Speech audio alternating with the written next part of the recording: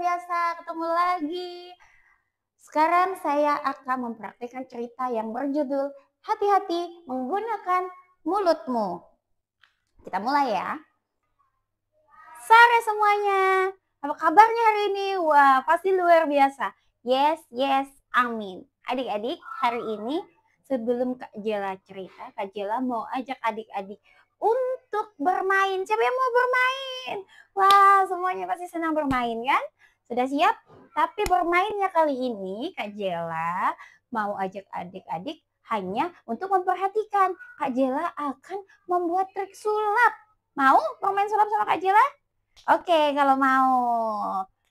Nah, adik-adik, di sini Kak Jela sudah ada piring dan lilin.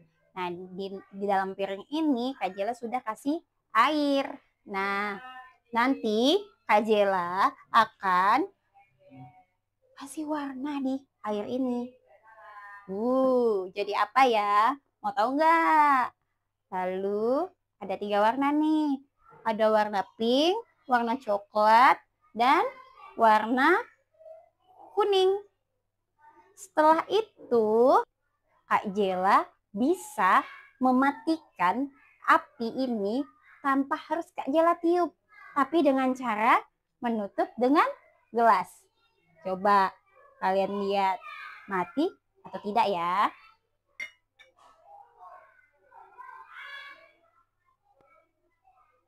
Tada!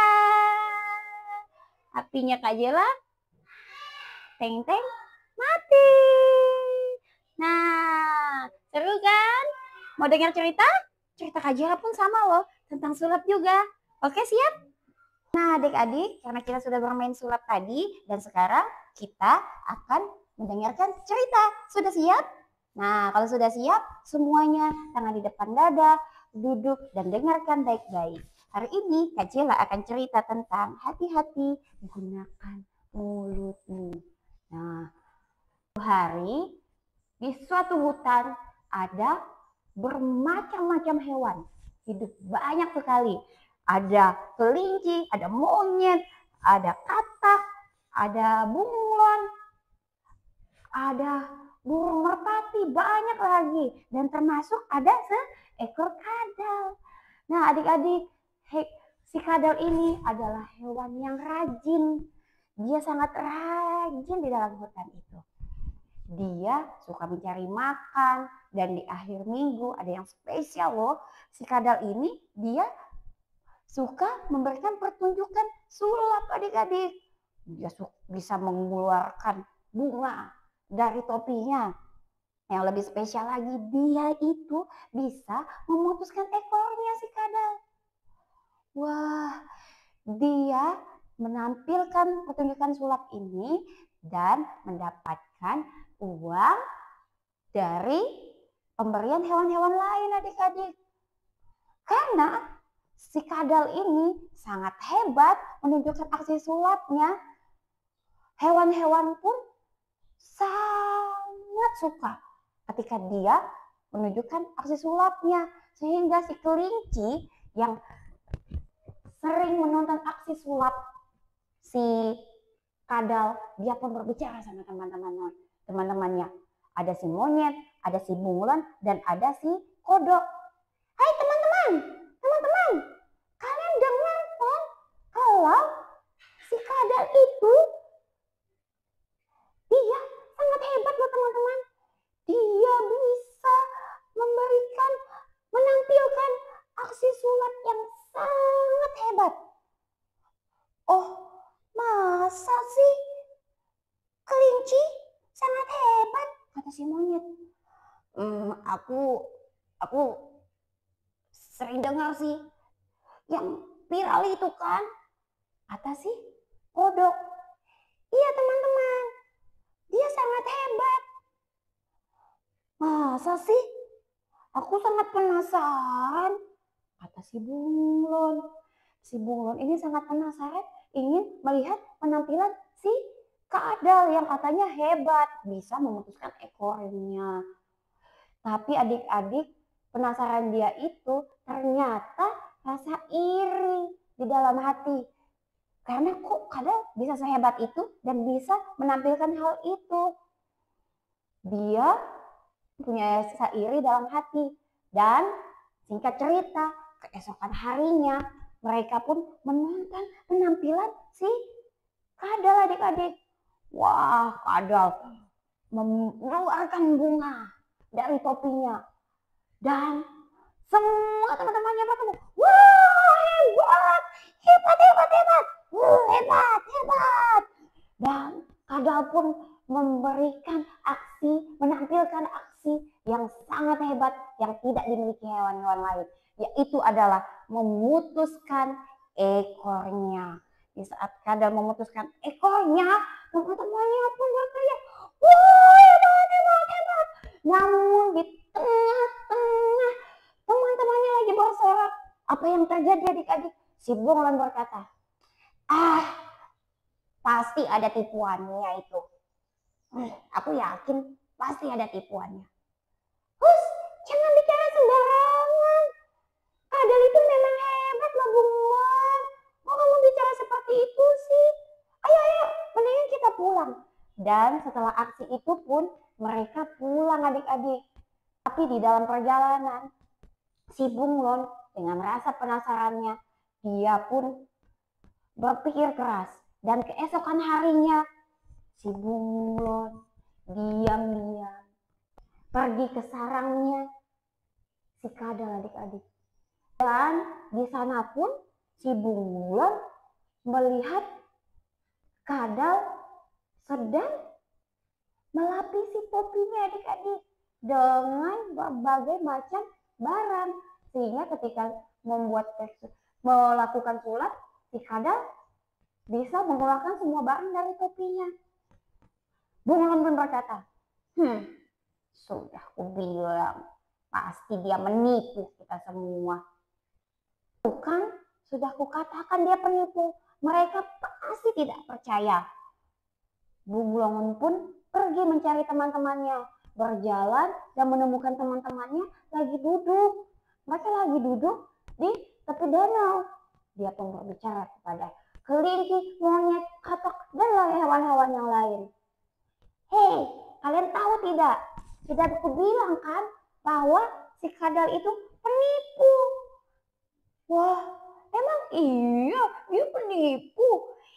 Iya, aku melihat dengan mata kepalaku sendiri bahwa si kadal itu menapisi semua topinya dengan barang-barang.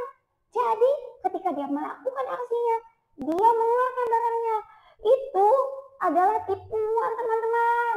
Makanya kalian harus percaya sama aku sudah bilang dia menipu kita. Wah, aku tidak menyangka bahwa kadal bisa menipu kita, kata kelinci, monyet, dan katak adik-adik. Ya sudah, kita harus bilang ke semua hewan-hewan di hutan ini bahwa kadal adalah penipu. Dia sudah menipu kita dengan aksi-aksi sulapnya. Nah, ketika ceritanya sudah menyebar ke hewan-hewan yang lain, kadal pun bersedih. Dia tidak bisa cari makan. Dan dia mau menampilkan aksi sulapnya pun sudah tidak ada yang percaya adik-adik. Dia dibully dimanapun dia pergi. Kadal pun sangat bersusah hati. Suatu hari dia bertemu sama si monyet. Si monyet berkata kepada si kadal, hai kadal, ternyata selama ini kamu menipu kami ya. Mana ekormu yang bisa terputus itu dan bisa tersambung lagi? Hahaha, payah kamu, kata si monyet. Adik-adik, kalian lihat dong, si kadal pun bersedih. Dia sudah tidak bersemangat. Bahkan dia bingung. Dia tidak bisa mencari Dia tidak bisa mencari uang dan makan. Karena di mana-mana sudah tidak ada yang percaya sama dia.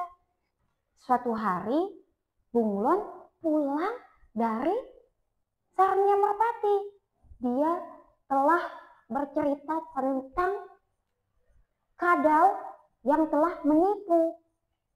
Namun tidak sengaja si bunglon melihat kadal sedang bersedih di tepi danau adik-adik.